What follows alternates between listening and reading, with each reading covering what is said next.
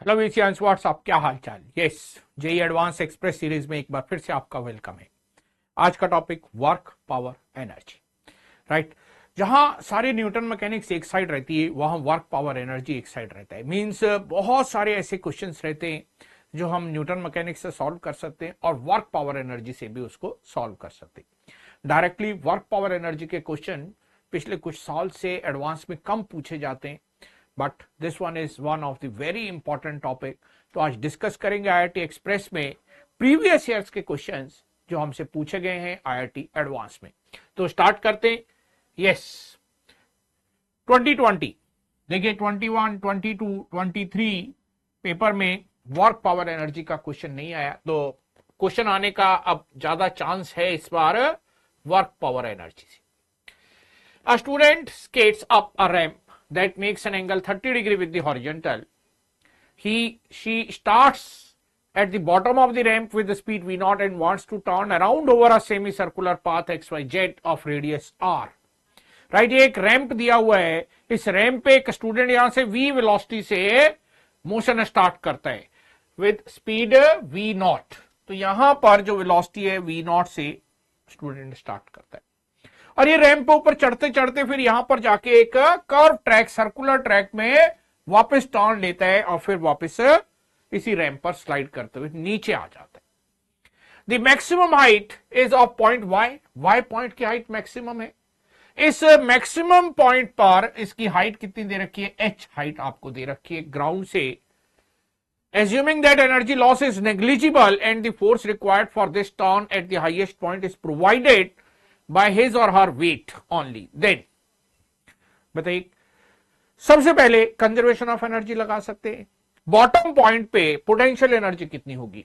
Zero होगी। Bottom point पे height zero है तो पोटेंशियल एनर्जी कितनी हो गई? जीरो। और जब हम किसी हाइट पे देखेंगे तो पोटेंशियल भी होगी और काइनेटिक एनर्जी भी होगी, राइट। इन जनरल हम क्या बोलते हैं? Highest point is the point eight which speed is zero. लेकिन इस केस में ऐसा नहीं होगा, क्योंकि इस केस में जो इसका वेट का कंपोनेंट है वो इसको सेंट्रीपिटल फोर्स प्रोवाइड करेगा सर्कुलर मोशन मेंटेन करने के लिए। तो velocity is not zero at Y. तो let velocity at Y is v। Conservation of energy क्या कहते हैं? Half M V not square, half M V not square equals to half M we square plus M G H. ये कहता है, कोई दिक्कत नहीं है। इसको हम m कैंसिल कर लेते हैं, इक्वेशन बन गई v not square equals to v square plus 2gh। We can call this as equation 1। इसको इक्वेशन 1 हमने कॉल कर दिया। अब हमें क्वेश्चन में एक चीज और गिवन है कि हाईएस्ट पॉइंट पर जो फोर्स है टर्न लेने के लिए, सेंट्रीपिटल फोर्स, वो कहां से मिल रहा है? वो मिल रहा है उसके वेट से ओनली। अब अगर इस इंक्लाइन प्लेन को हम साइड से देखें तो यहां पर अगर पर्सन है y पर, तो ये जो कंपोनेंट है वेट का एम जी साइन थीटा, यही इसको सेंट्रीपिटल फोर्स प्रोवाइड करेगा, क्योंकि हॉरिजॉन्टल पाथ जो है velocity at y point horizontal है, लेकिन जो सर्कल का सेंटर है वो इसी रैंप के ऊपर है। तो इसी रैंप के पैरेलल में मोशन है उसका, तो रैंप के पैरेलल वाला जो फोर्स है वही फोर्स इसको सेंट्रीपिटल प्रोवाइड करने वाला। तो m g sine theta m we square upon r provide करने वाले हैं, ये भी हमें मालूम। एम कैंसिल हो गया तो वी स्क्वायर जो हमें मिल गया वो मिल गया आर जी साइन, और ये थीटा कितना दे रखा है? 30 डिग्री। तो आर जी बाय 2 हो गया वी स्क्वायर। इसको आप कॉल कर लीजिए इक्वेशन नंबर 2। इक्वेशन 2 बन गई।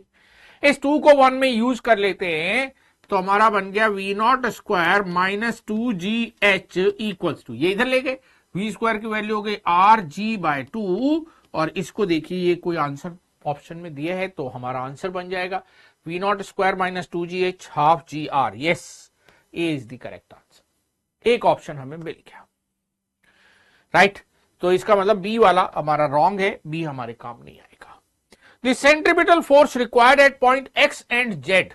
देखिए, ये x से सर्कल में घूमना शुरू कर रहा है और ये सर्कुलर आर्क पूरी करते हुए z पर फिर ये वापस इस इंक्लाइन पर मूव करते हुए। एक्स पॉइंट पर जो वेलोसिटी होगी, हाइट जो है एक्स पॉइंट की वो कम है compare to Y, right. Height जो है एक्स पॉइंट की वो कम है compare to height of Y. Height at Z is less than height at Y. अगर कम हाइट होगी तो इस इक्वेशन के अकॉर्डिंग आप देखिए वेलोसिटी क्या होगी, ज्यादा होगी, क्योंकि ये जो वी नॉट स्क्वायर है वी स्क्वायर प्लस 2gh है। इसका मतलब velocity at X is greater than velocity at Y, right. v at z is greater than velocity at y. h of x is also given as h of z, तो v of x is again v of z। तो 2 point पता लग गए।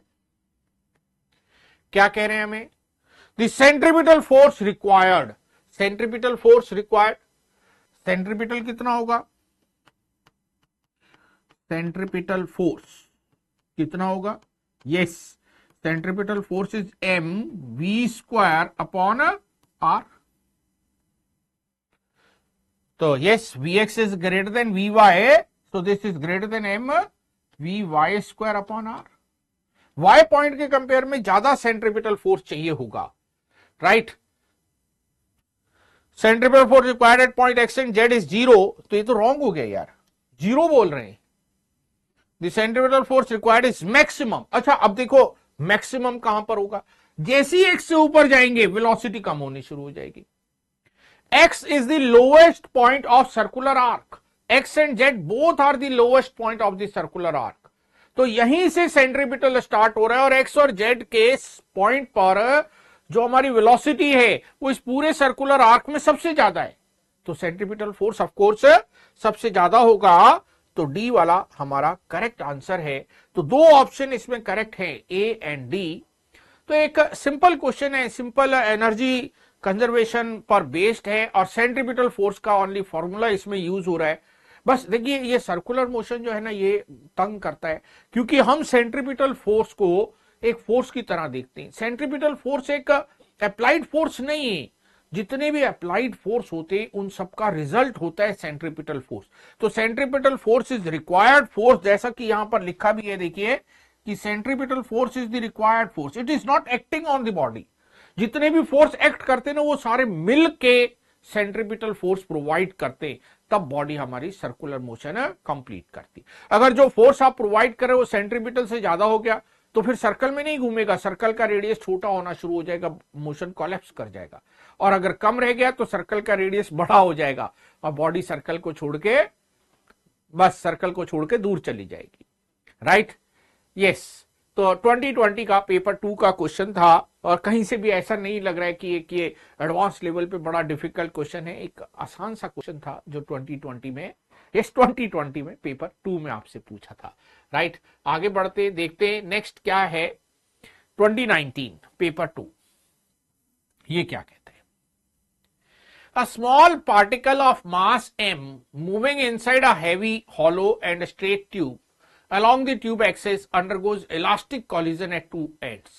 The tube has no friction and it is closed at one end by a flat surface while the other end is fitted with a heavy movable flat piston as shown in the figure। भाई देखो ये piston है और heavy है, तो इसको भी आप इनफाइनाइट मास का रिजिड बॉडी की तरह कंसीडर कर सकते हैं जब ऐसा बोल दिया कि हैवी है।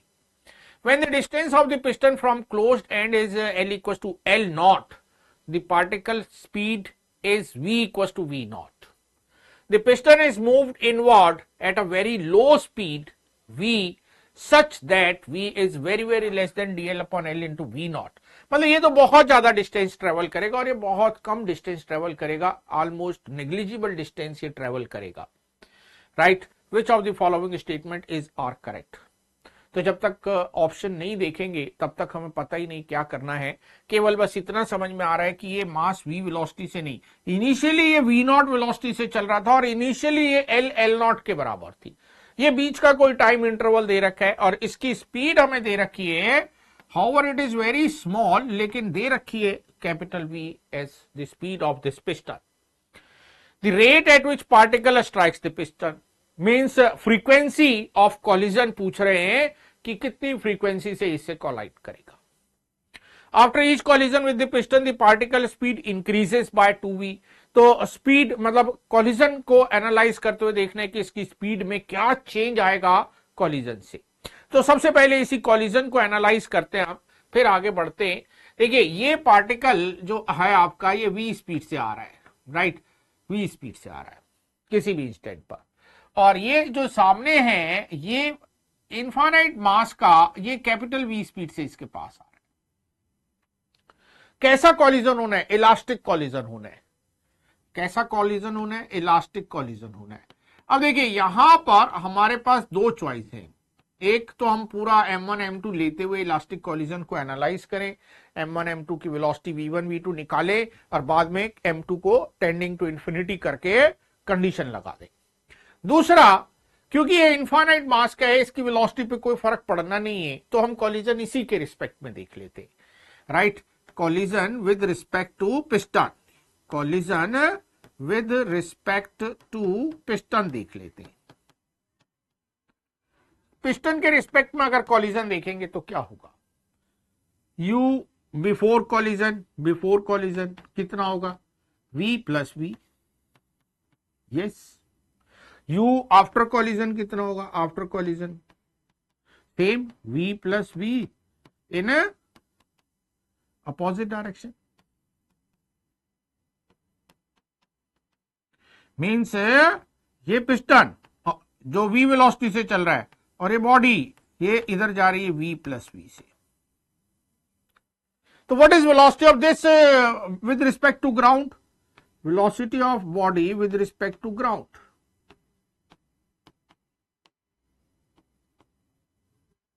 कितनी होगी भाई? ये इसके रिस्पेक्ट में आ रही है ना, ग्राउंड के रिस्पेक्ट में देखेंगे तो ये भी ऐड हो गई, कितनी हो गई? v plus, yes, v plus v और ये हो गई v प्लस 2। तो कॉलिजन से पहले ग्राउंड के रिस्पेक्ट में स्पीड कितनी थी? Small v।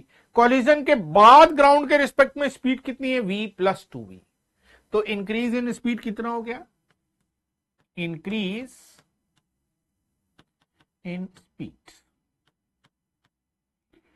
फाइनल हो गई v प्लस 2v और इनिशियल हो गई v और ये हो गई हमारी 2। तो हमें एक ऑप्शन बिल्कुल करेक्ट दिखाई दे रहा है इसमें, after each collision with the piston the particle speed increases by 2v। ये ऑप्शन बिल्कुल ठीक दिखाई दे रहा है। अब हमें देखना है रेट ऑफ कॉलिजन। अब हमें क्या देखना है? Rate of collision, frequency of collision.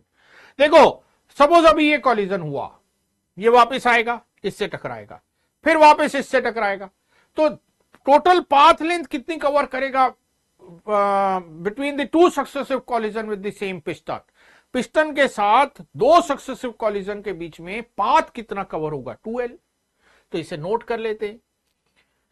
Distance, yes, distance between two successive collision with the piston, piston के साथ कितना हो जाएगा? 2l। टाइम कितना हो गया? Time interval 2l upon v। हर बार कॉलिजन पे स्पीड चेंज होगी, राइट। तो कॉलिजन के बाद जो स्पीड आ गई वो उसी से चलता रहेगा, और इंक्रीज हर बार कितना होना है? 2v का हर बार इंक्रीज होना है, राइट। अगर इनिशियली हमने इसको v0 माना तो एक कॉलिजन के बाद v0 प्लस 2v, दूसरे कॉलिजन के बाद v0 plus 4v, v0 plus 6v, हर बार 2v बढ़ती जाएगी, राइट। बीच में किसी इंस्टेंट पे हमने मान लिया v स्पीड है तो 2v का और इंक्रीमेंट होगा कॉलिजन में, राइट। v स्पीड है तो इतना टाइम इंटरवल आ गया। तो फ्रीक्वेंसी ऑफ कॉलिजन कितनी हो गई? Frequency of collision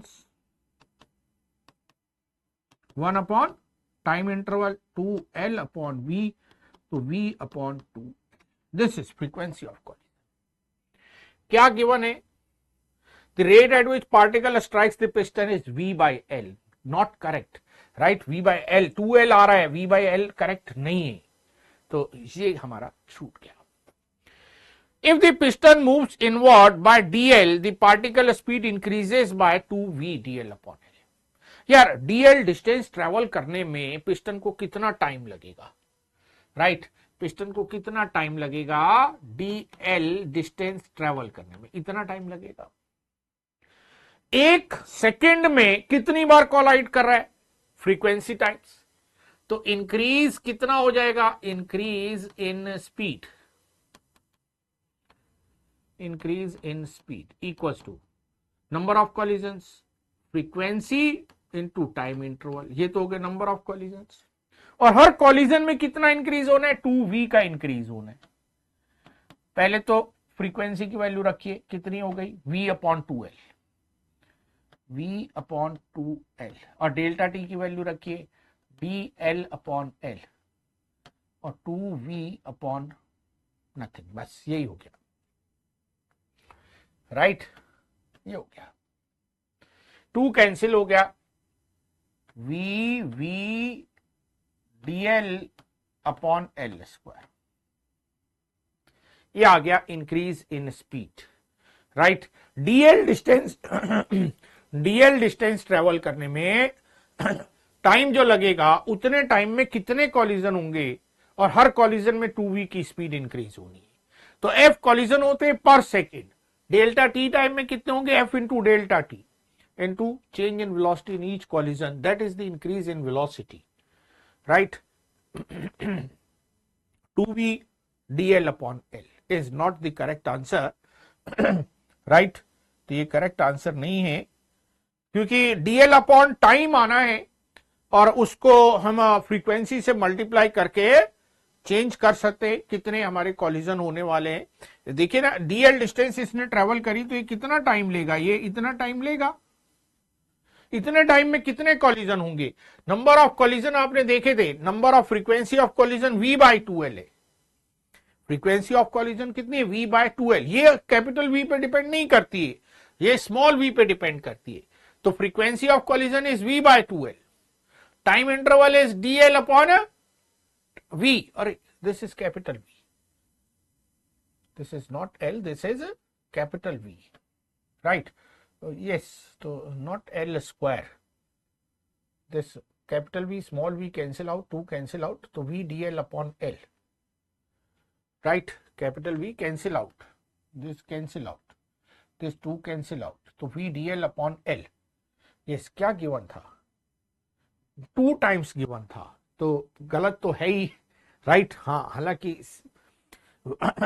2 times given है और v dl अपॉन l हमारा आ रहा है, तो C is not correct, right. The particle kinetic energy increases by a factor of 4 when the piston is moved inward from L0 to half L0, right. Initially जब distance कितनी थी, L0, at L equals to L0, at distance L equals to L0, v कितना given है, v not given, ये तो पता है।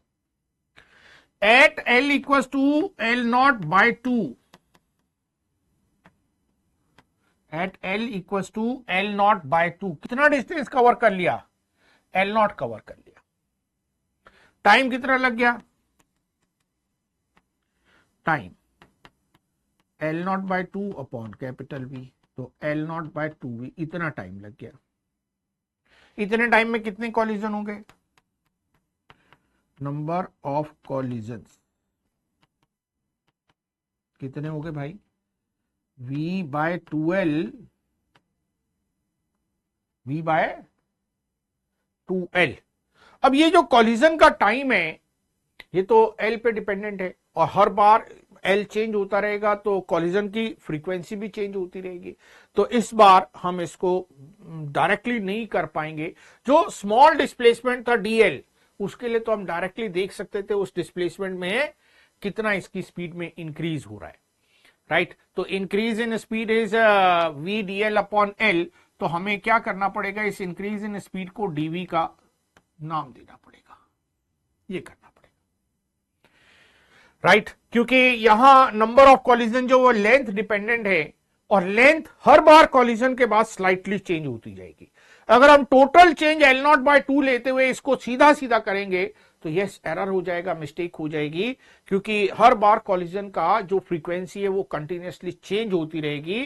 तो हम इसको डायरेक्टली इससे नहीं कर पाएंगे, हमें इसको क्या करना पड़ेगा, इंटीग्रेट करके करना पड़ेगा। यस, तो हमने रिलेशन हमें मालूम है वेलोसिटी का किसी भी टाइम पर v के साथ, तो इसको लेके इंटीग्रेट करते हैं इसको, तो ये हो गया dv upon v equal to dl upon l, ये हो गया।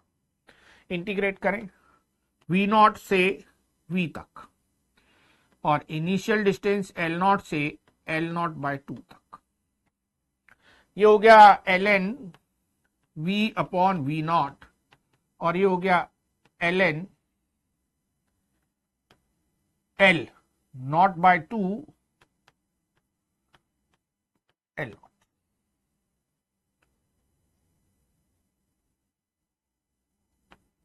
ln v upon v not, भाई शुरू में स्पीड कितनी है v नॉट और डिस्टेंस कितनी है L नॉट, फिर ये स्पीड बढ़ती जा रही है, ये स्पीड बढ़ती जा रही है और डिस्टेंस कम होती जा रही है।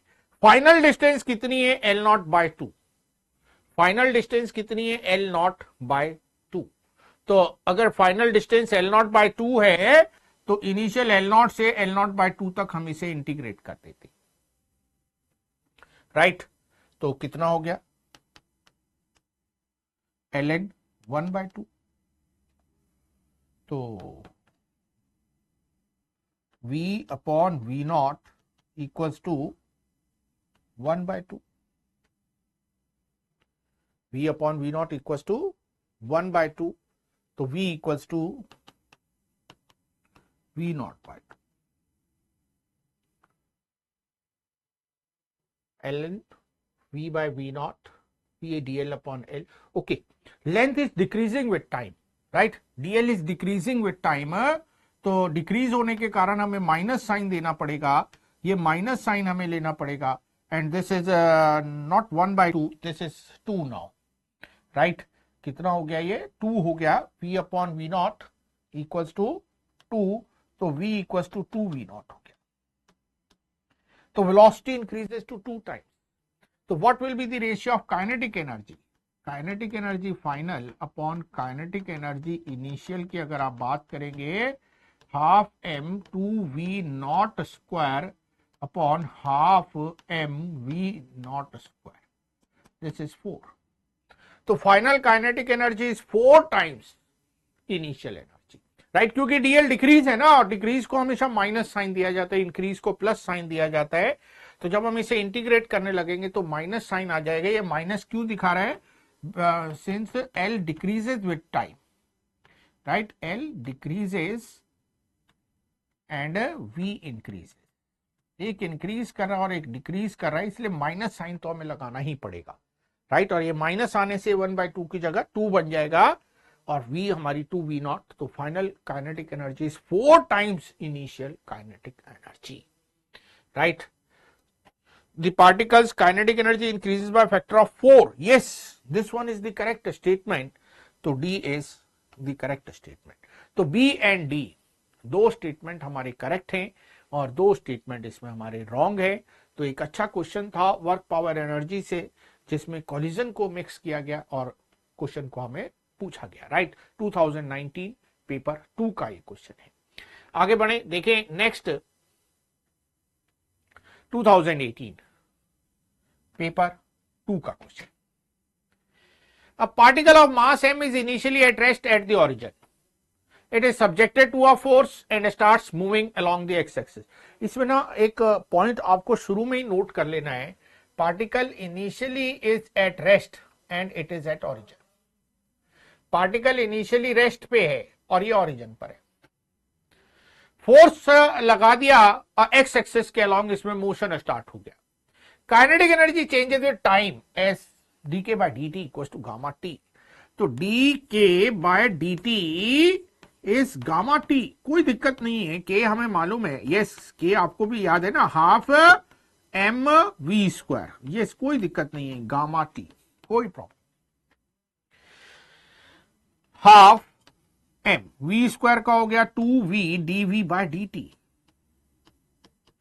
गामा टी, ये 2 से 2 cancel, v dv by dt equals to gamma upon m T.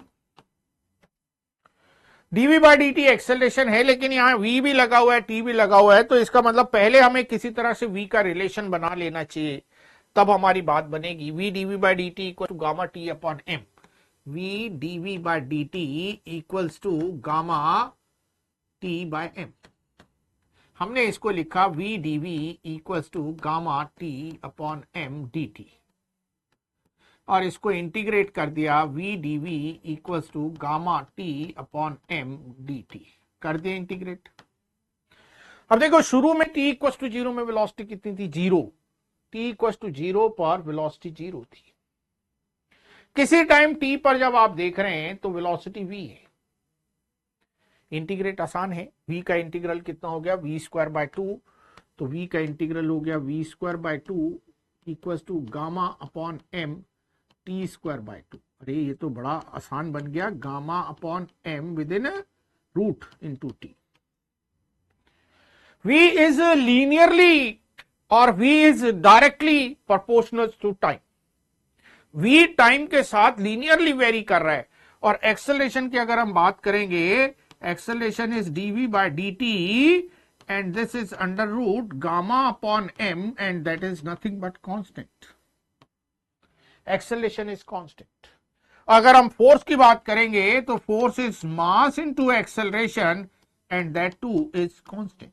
भाई जब एक्सेलरेशन कांस्टेंट हो गया तो फोर्स तो कांस्टेंट होना ही है, और इस पर कांस्टेंट फोर्स हमारा एक्ट कर रहा है, राइट। वापस आए देखें, which of the following is are correct, the force applied on the particle is constant, yes, तो फर्स्ट ऑप्शन हमारा करेक्ट हो गया। The speed of the particle is proportional to time, ये भी हमारा करेक्ट हो गया।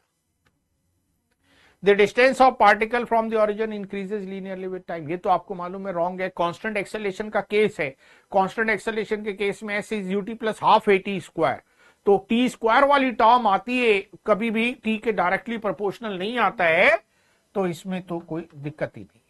आप चाहें तो v को dx अपॉन dt रख दीजिए यहां पर और इंटीग्रेट कर लीजिए, राइट। अगर आप v को dx अपॉन dt रख के इंटीग्रेट करते हैं, v को dx अपॉन dt रखते हैं और इंटीग्रेट करते हैं गामा अपॉन m t, तो आपका हो गया x equal to under root gamma by m t square.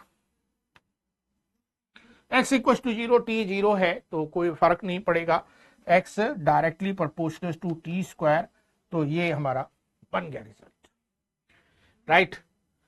The force is conservative. अब कंजर्वेटिव फोर्स का तो क्या कॉन्सेप्ट था, if work done is independent of path, work done during round trip is 0, तो अगर हम एक प्लेस से दूसरे प्लेस पर जाएं और हमारा वर्क पाथ पे डिपेंडेंट ना हो, तब हमारा फोर्स कंजर्वेटिव फोर्स होता है। अब हमें मालूम है all dissipative forces are non-conservative forces, all frictional forces are non-conservative forces, right। यहां पे बड़ा इंपॉर्टेंट पॉइंट था कि पार्टिकल हमारा इनिशियली किस स्टेट में था, रेस्ट स्टेट में था। कोई भी डिसिपेटिव फोर्स ना मोशन स्टार्ट नहीं कर सकता है, जो डिसिपेटिव फोर्स है वो मोशन का अपोज करके मोशन को स्लो डाउन कर सकते, मोशन स्टार्ट नहीं कर सकते, और ये रेस्ट से स्टार्ट हो रहे हैं इस फोर्स के कारण, तो इसका मतलब ये फोर्स डिसिपेटिव फोर्स तो हो नहीं सकता, right. Force is not dissipative as initial velocity of body is 0, right. तो एक पॉइंट आपने क्लियर कर लिया कि फोर्स हमारा डिसिपेटिव नहीं है। अब अगर फोर्स डिसिपेटिव नहीं है तो फिर वर्क किस पॉइंट पे डिपेंड करेगा, फोर्स के वेरिएशन पे। और दूसरा पॉइंट हमें ऑलरेडी मिल चुका है कि फोर्स इज कांस्टेंट, दूसरा पॉइंट हमें मिल चुका है कि फोर्स इज कांस्टेंट। तो देखो फोर्स इज कांस्टेंट, ये तो पता लग गया, and it is not dissipative, dissipative भी नहीं है। तो constant non dissipative force, work done, अगर हम work done during round path निकालेंगे, W राउंड, ट्रिप। तो भाई इंटीग्रली तो करेंगे एफ डॉट डी आर, और एफ आपका कांस्टेंट है तो एफ तो बाहर निकल जाएगा, right. F dot D R, और डी आर तो 0 हो गया। राउंड ट्रिप की बात हो रही, जहां से चले वहीं पे पहुंच गए, तो ये तो 0 हो गया, तो एम्प्लाइज एफ इज कंजर्वेटिव। तो थोड़ा सा अच्छा ट्रिकी क्वेश्चन बनाया इसको लास्ट ऑप्शन ने, कि जो फोर्स हमारा है वो कंजर्वेटिव है, क्योंकि देखने में लग रहा था कि हम एनालाइज नहीं कर पाएंगे, क्योंकि ऐसी कोई इंफॉर्मेशन नहीं थी कि वर्क पाथ पे किस तरह से हम डिसाइड करें डिपेंडेंट है या नहीं है। तो हमें लग रहा था हम नहीं डिसाइड कर पाएंगे, लेकिन बिल्कुल हो गया, फोर्स इज कंजर्वेटिव। तो ए बी एंड डी तीन आंसर करेक्ट हैं, सी इज द रॉन्ग। इसका मतलब सिंगल चॉइस में पूछ सकते हैं which one of the following is wrong, तो सी आंसर हो जाता। लेकिन यहां पूछा गया कौन कौन सा ट्रू है, तो ए बी एंड डी। ये 2018 पेपर 2 का क्वेश्चन है, राइट। आगे बढ़ते हैं, देखते हैं और क्या था हमारे पास। ये 2019 paper 1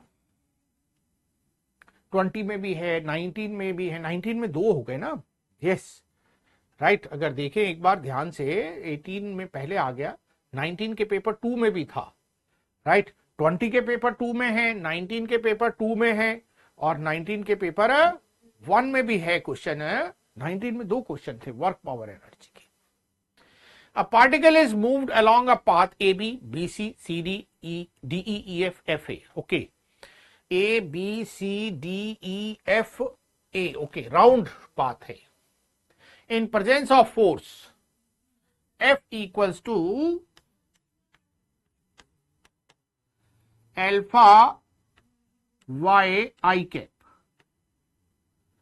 plus 2 alpha x j cap Newton, where x and y are in meter and alpha is -1. The work done on the particle by the force F will be. देखो, या तो हम पहले ये डिसाइड करें कि हमारा फोर्स कंजर्वेटिव है या नॉन कंजर्वेटिव है। अगर कंजर्वेटिव है तो राउंड ट्रिप का वर्क होने वाला है 0, लेकिन अगर ये हुआ नॉन कंजर्वेटिव तो हमारी सारी मेहनत हो जाएगी बेकार। अब कंजर्वेटिव हो या नॉन कंजर्वेटिव हो, एक हमारे पास जनरल फॉर्मूला है जो हम हमेशा लगा सकते हैं, वो ये कि इंटीग्रल को हम पाथ के अलोंग कंटिन्यू करें। अगर हमारा फोर्स कंजर्वेटिव हुआ तो अपने आप इंडिपेंडेंट आ जाएगा, तो 2 बार हमें रिपीट नहीं करना पड़ेगा, राइट। तो पहले ए टू बी को हम समझते हैं। ये एक्स कोऑर्डिनेट है, ये वाई कोऑर्डिनेट है, मतलब एक्स और वाई एक्सिस है। तो ए बी लाइन की इक्वेशन क्या होगी? ए बी लाइन की इक्वेशन हो गई y equals to 1, B C की इक्वेशन क्या हो गई? x equals to 1, C D की क्या हो गई? y equals to 0.5, yes. D E की क्या हो गई? डी की हो गई x इक्वल्स टू 0.5, और ई एफ की क्या हो गई? y इक्वल्स टू 0, और इधर x इक्वल्स टू 0। सबकी इक्वेशन लिखिए। अगर आप ए बी पाथ देखते हैं, ए बी कौन सा पाथ देखते हैं? A B. तो y आपने बताया 1 और x आपने बताया 0 से लेकर 1 तक। x तो बदल रहा है ना, a पर x कितना है? 0। जैसे जैसे आगे चल रहे हैं x बढ़ता जा रहा है, और b पर x की वैल्यू हो गई 1। dy कितना होगा? y इक्वल टू कॉन्स्टेंट है तो dy तो 0 ही होगा। dr कितना होगा? dr dx i cap plus dy j cap. f कितना गिवन है? f गिवन है alpha y i cap plus 2 alpha x j cap, ये f है। Work is f dot dr dw a to b, yes, dot dx i cap. j dot i is, yes, j dot i perpendicular vectors का dot product 0 होता है।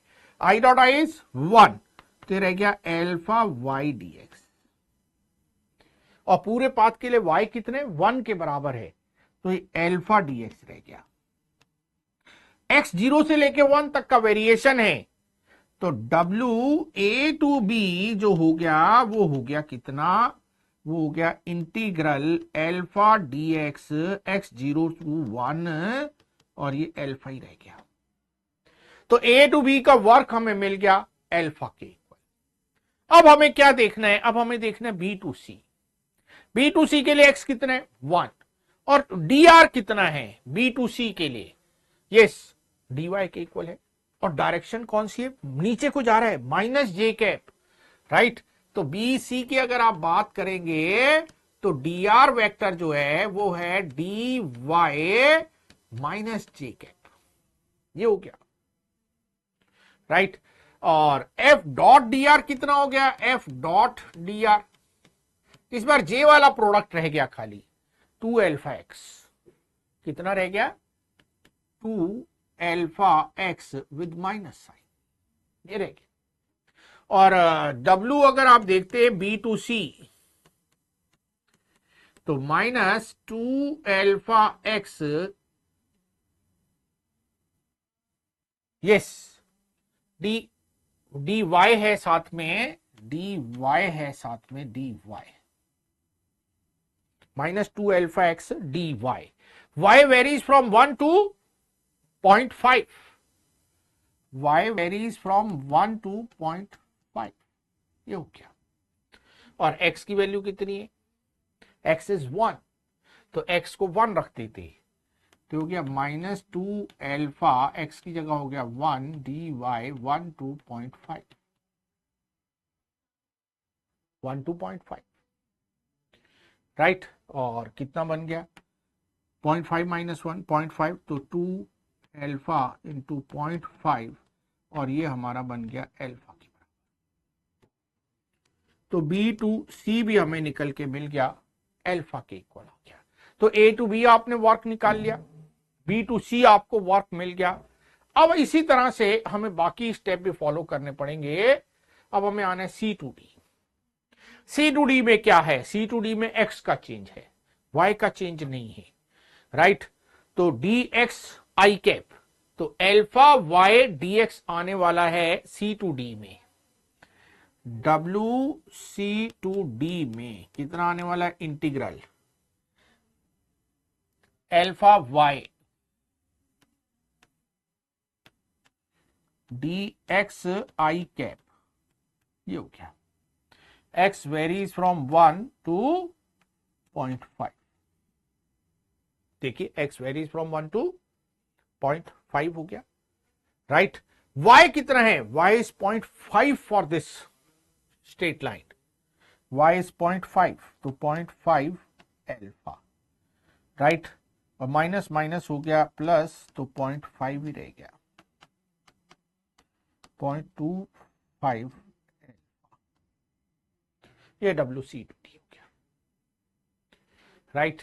ये WC to D हो गया। एक बार थोड़ा सा ध्यान से एनालाइज कर लेते हैं। तो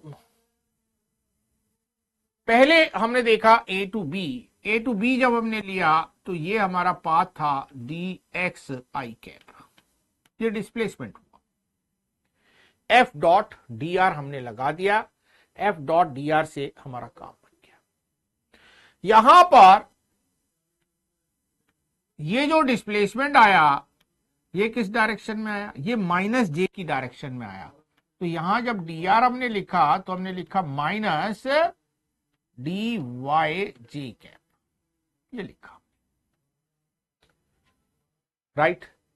और फिर हमने लिमिट दी, लिमिट कहां से कहां तक दी, लिमिट हमने दी यहां से लेकर और यहां तक। तो आप थोड़ा सा ध्यान दीजिए, जब हम बोल रहे हैं इनिशियल लिमिट यहां से लेके यहां तक है तो उसमें भी डायरेक्शन आ रही है, और जब हम बात कर रहे हैं डिस्प्लेसमेंट की तो इसमें भी डायरेक्शन आ रही है। तो 2 बार इसमें डायरेक्शन दे दी हमने, जबकि डायरेक्शन तो एक ही बार आनी चाहिए थी, राइट। इसका जो कोऑर्डिनेट का डिफरेंस है वो इसमें माइनस साइन में आ चुका था पहले, उसी डिफरेंस को हमने फिर से लिया इस लिमिट के टर्म्स में। तो इस क्वेश्चन में ये मिस्टेक का एक रीजन बन जाता है और हमारा क्वेश्चन रॉन्ग हो जाता है, राइट। इस क्वेश्चन में मिस्टेक हो जाती है इस मिस्टेक के चलते। तो हमें इस चीज में ध्यान रखना है कि ये जो लिमिट हम ले रहे हैं 1 to 0.5, या 1 to 0.5, अगर हम 1 से 0.5 की तरफ आ रहे हैं तो डायरेक्शन भी इंडिकेट कर रहा है, और वो डायरेक्शन हम ऑलरेडी ले चुके, राइट। तो अगर ये लिमिट लेनी है तो हमें यहां पे डायरेक्शन नहीं लेनी चाहिए थी, राइट। और अगर यहां पे डायरेक्शन नहीं लेंगे तो ये हमारे माइनस के बचेंगे, जो वैल्यू बचेगी ये माइनस माइनस प्लस नहीं होगा, राइट। और अगर हम माइनस साइन ऑलरेडी ले चुके हैं तो y का वेरिएशन फिर हम 1 से 0.5 ना बोलें, 0.5 से 1 बोलें तो बेटर रहेगा, राइट। तो इसमें यहां पर ये मिस्टेक होती है, इसको आपको अच्छे से ध्यान रखना है, राइट। हमने इसको इसलिए किया था कि आपके माइंड में छप जाए कि ये मिस्टेक हमें नहीं करनी, राइट। तो y वेरीज फ्रॉम 0.5 to 1, और इसमें भी x का वेरिएशन हो गया 0.5 to 1, तो ये माइनस का बचेगा और ये भी हमारा माइनस का बचेगा, ये माइनस का बचेगा, राइट। अब हमारा तीसरा CD के बाद, भाई AB आ गया, अच्छे से क्लियर हो गया, BC अच्छे से क्लियर हो गया, CD क्लियर हो गया, अब DE देखते हैं, राइट। DE को अगर हम देखेंगे, यस, DE को अगर हम देखेंगे तो x कोऑर्डिनेट कितना है 0.5, x कोऑर्डिनेट कितना है 0.5, और dr कितना हो गया dy j कैप, dr कितना हो गया dy j कैप। तो D to E को एनालाइज करते, यस, फॉर DE dr कितना हो गया dy j cap with minus sine, x कितना है 0.5, x तो 0.5 फिक्स है, और dr हमारा हो गया minus dy j cap. w कितना हो गया integral f dot dr, j वाला है तो खाली j वाला ही लिख लेते, 2 अल्फा x, 2 अल्फा x लिख लिया, और dr हो गया हमारा माइनस dy, x कितना है 0.5, x अगर 0.5 इंटू 2 करेंगे तो केवल अल्फा रह गया dy, y कहां से कहां तक है 0.5 से 0, y 0.5 से 0 तक जा रहा है, राइट। तो 0.5 के इक्वल हो गया, तो ये हो गया माइनस 0.5 अल्फा, ये हो गया। अब इसके बाद हमारे पास आ गया, यस, इसके बाद हमारे पास आ गया e टू f के लिए y कितना है 0, और dr कितने dx i cap, yes, e to f के लिए बात करते हैं, y कितना है 0 और dr कितना है dx i cap. i dot I, force को आप ध्यान दीजिए, i dot I, j dot I तो 0 ही हो गया, अल्फा y dx आने वाला है, f dot dr alpha y dx आने वाला है, और ये 0 ही हो गया, तो इस पाथ में कोई वर्क आपको नहीं करना पड़ेगा, राइट। अब आ गया हमारा F2A, F2A के लिए y का वेरिएशन है x0 है, राइट।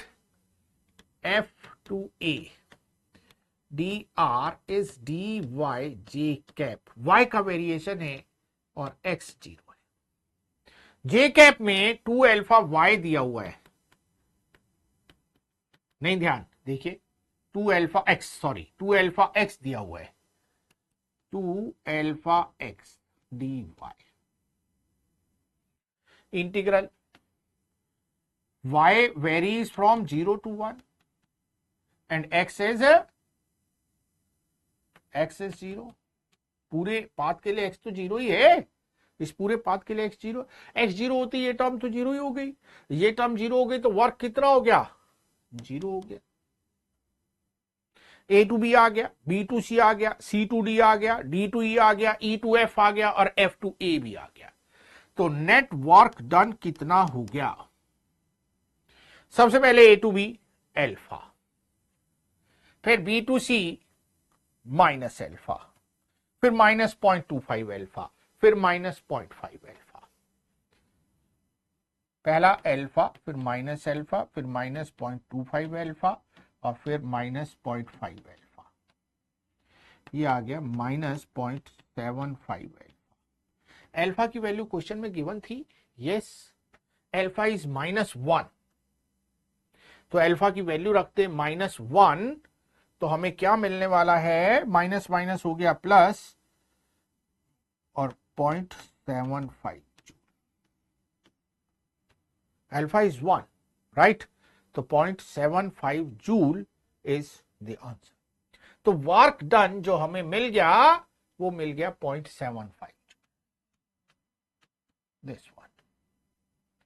तो इसमें थोड़ा सा आपको मिस्टेक को जरूर, कॉन्सेप्ट को जरूर समझना है। F dot D R negative का वर्क है, तो इस पाथ के लिए अगर हम देखेंगे तो नेगेटिव का वर्क है, फोर्स की डायरेक्शन अप है और डी आर की डायरेक्शन डाउन है। लेकिन अगर हमने लिमिट भी यहां से यहां रखी तो वो भी डायरेक्शन इंडिकेट करती है, और इसमें भी माइनस साइन ले लेते हैं, तो फिर हमारा आंसर गड़बड़ हो जाता है। तो इस चीज को आपको ध्यान रख के इस क्वेश्चन को सॉल्व करना था, राइट। 2019 पेपर 1, जहां भी आपको मालूम नहीं है ना कि फोर्स कंजर्वेटिव है या नॉन कंजर्वेटिव है, पाथ आपको दिया हुआ है, तो पाथ के अलोंग इसी तरह से हर एक पाथ के लिए जो भी पाथ आपको गिवन है उसके लिए डी आर डिफाइन करना है, एफ डॉट डी आर निकालना है और इंटीग्रेट करके वर्क हमें फाइंड करना है। सिंपल रूल है, कॉन्सेप्चुअल पॉइंट है, ये पॉइंट तो हमें क्लियर रखना ही है, राइट। तो क्वेश्चन था 2019 का पेपर 1, होप अच्छे से क्लियर हो गया होगा, राइट। आगे बढ़े, देखें next, yes, in 2018 paper 2, in the list 1 below 4 different path of particle are given as a function of time. Alpha beta are positive constant, alpha not equals to beta. In each case the force acting on particle is either zero or conservative. In list 2 5 physical quantities are mentioned: p linear momentum, angular momentum, kinetic energy, potential energy, total energy. Match list 1 and list 2 which are conserved for that path. भाई जब path आपको दे दिया एक position vector के terms में, तो उससे आप वेलोसिटी निकाल सकते हैं, उससे आप एक्सेलरेशन निकाल सकते हैं, उससे आप स्पीड पता लगा सकते हैं, राइट। अब जब उससे आपको लीनियर मोमेंटम पता लग जाएगा, तो जो कुछ है सब आप निकाल सकते हैं। और क्योंकि देखिए नॉन कंजर्वेटिव फोर्स यहां पे नहीं है, कंजर्वेटिव फोर्स है, और कंजर्वेटिव फोर्स के अगेंस्ट एनर्जी का लॉस नहीं होता, टोटल एनर्जी रिमेन्स कंजर्व्ड, तो ई तो सबके साथ आना चाहिए, राइट। एक ऑप्शन तो ऐसा है जो सबके साथ आना चाहिए। अब यहां पर अगर हम ऑप्शन देखें, ई सबके साथ आना चाहिए, इसके साथ नहीं है, इसे काट देते, बाकी सबके साथ है यार, तो इसके बिहाफ पे आंसर तो हमें नहीं मिलेगा, राइट, इसके बिहाफ पे आंसर तो हमें नहीं मिलेगा। अब देखिए यहां पे 1 2 3 4 5 है, तो सबसे पहले ना हम 4 वाला ही चेक करेंगे, क्योंकि अगर 4 वाला ए का हिस्सा है, पी का हिस्सा है, तो डी नहीं हो सकता, फिर ए और बी में से सिलेक्ट करेंगे हमें क्या फाइंड करना है। इसका मतलब सारे ऑप्शन चेक करने की नीड नहीं है। अगर इस आंसर पे ध्यान रखें तो छोटे में इस क्वेश्चन को हम आराम से सॉल्व कर सकते हैं, राइट। इधर एक चीज और भी दिखाई दे रही है, एस के साथ 25 25 25 और एक में 5 दिखाई दे रहा है। अगर हम ये डिसाइड कर ले कि एस के साथ 2 है या नहीं है, तभी हम आंसर डायरेक्टली फाइंड कर सकते हैं, राइट। इसी तरह से ध्यान दीजिए 2 3 4 5 2 3 4 5 2 3 4 5 एंड 1 2 4, तो इसके आर के बिहाफ पे भी आंसर हो सकता है। तो ये एक ऐसा क्वेश्चन है जिसमें सारे ऑप्शन चेक करने की नीड ही नहीं है, एक ही ऑप्शन को चेक करके हम सारा क्वेश्चन सॉल्व करते हुए आंसर कर सकते हैं। लेकिन यहां क्वेश्चन को सीखने के लिए हम करते हैं थोड़ा डिटेल में डिस्कस। देखते हैं सबसे पहला पाथ क्या है, R alpha T plus beta T G K. R is alpha T plus beta T है, alpha T I cap, yes alpha T I cap और बीटा टी जे कैप, ये आपको गिवन है, एल्फा टी आई कैप और beta T J cap. Velocity vector बताइए, D R by D T,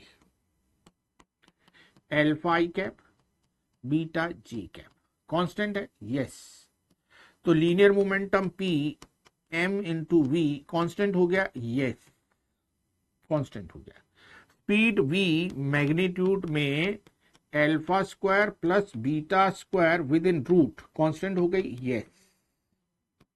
kinetic energy half M we square, half M we square constant हो गई, yes हो गई।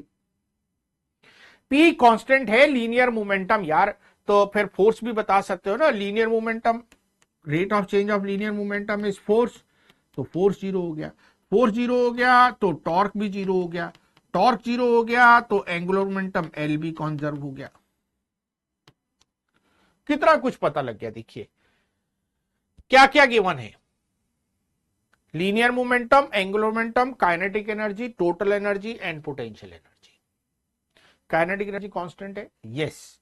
Linear momentum constant है, yes. Kinetic energy, linear momentum ये और angular momentum तीन तो कंफर्म हो गए।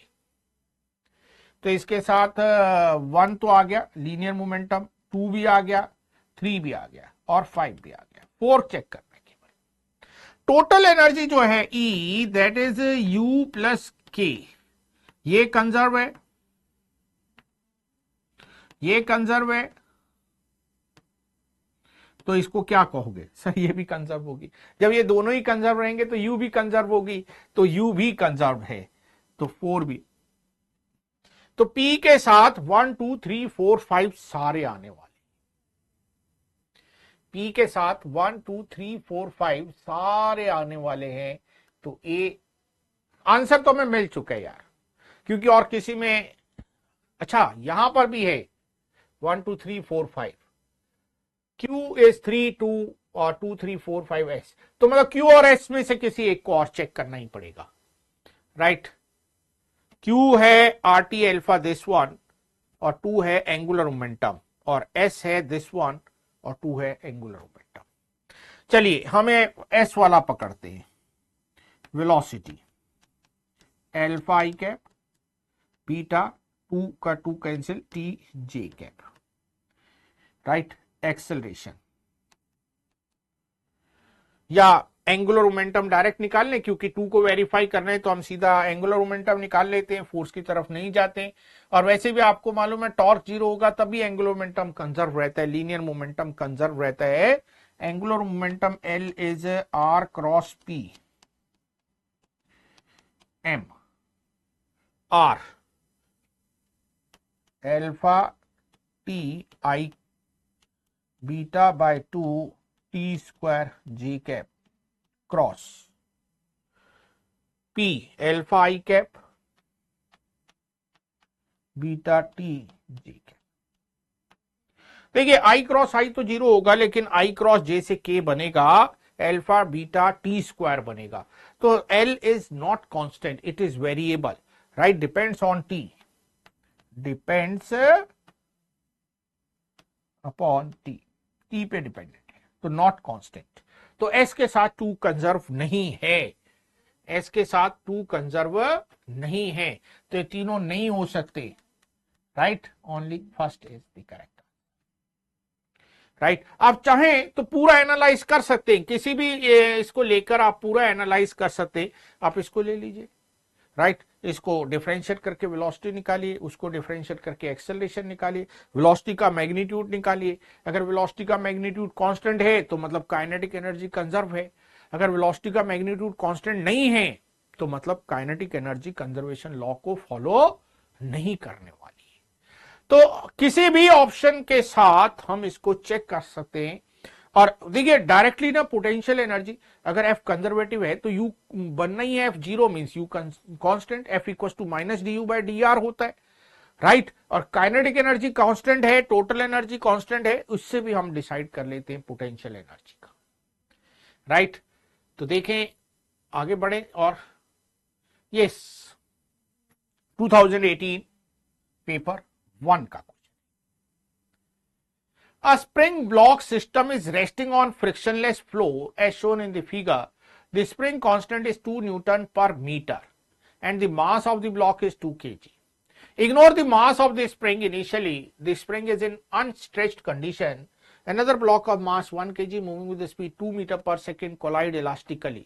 देखिए इलास्टिक कॉलिजन है, और जहां भी स्प्रिंग मास सिस्टम का किसी दूसरी बॉडी से कॉलिजन होता है तो वहां हम इसको दो स्टेप की प्रॉब्लम मान के चलते हैं। पहले स्टेप में हम इस कॉलिजन को सॉल्व करेंगे।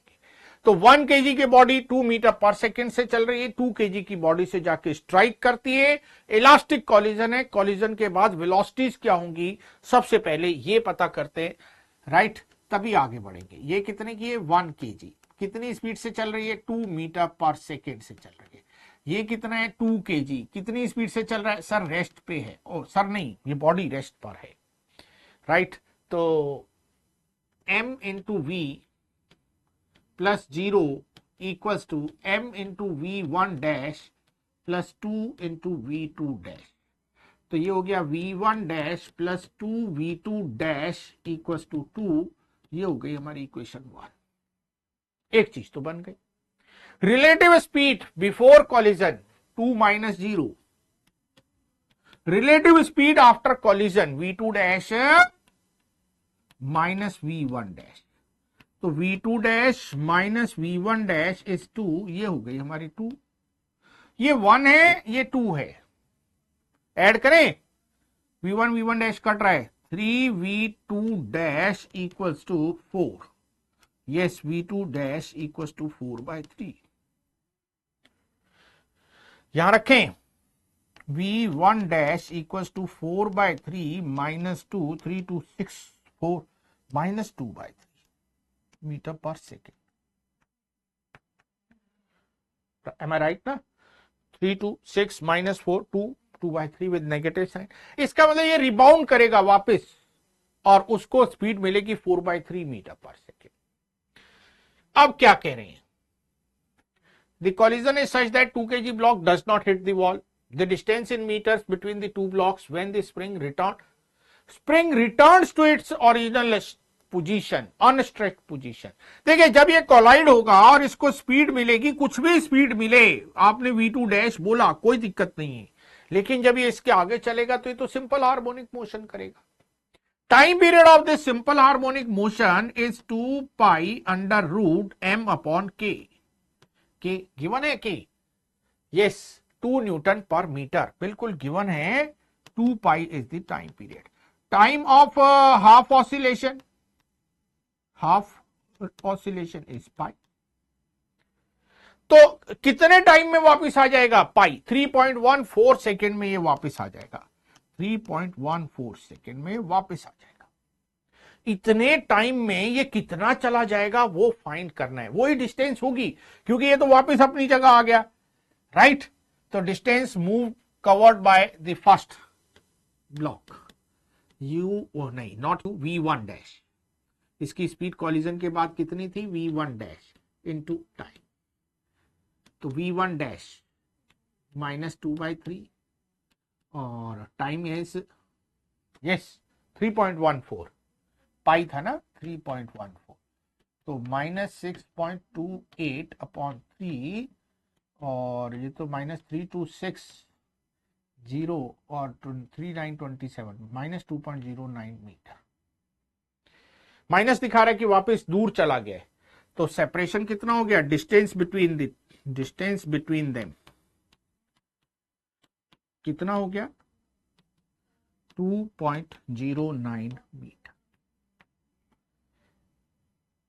तो distance first time after the collision distance is 2.09 metre.